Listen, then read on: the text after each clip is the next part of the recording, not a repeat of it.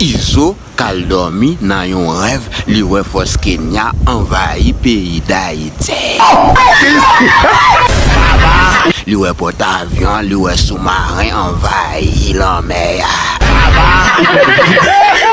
Izo wè avion de chasse, li wè chadigue, li wè missile, li wè bazooka. Izo di a mwe sekse god nan trave, Izo ben kaban na pisi la. Le nèg yo vini Izo pantan, e nan rev wilde.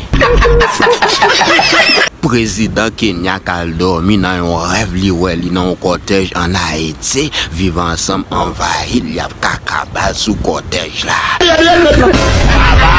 M'che rele Oseko, m'se envahi kaban na kaka, les soldats yo paraît, m'se dit oh c'est un cauchemar, je me vois en Haïti, Kenya ne va plus en Haïti.